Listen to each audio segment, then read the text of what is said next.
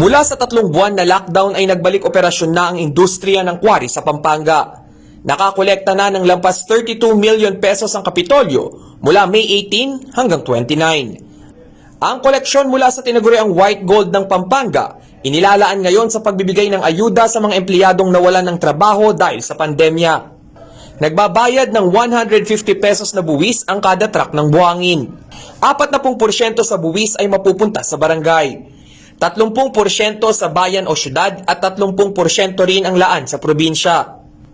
Umaabot sa 50 million pesos kada buwan ang tax collection sa quarry sa lalawigan ng Pampanga. Simula noong July 2019 hanggang January ngayong taon, umabot na sa kalahating bilyong piso ang naging koleksyon.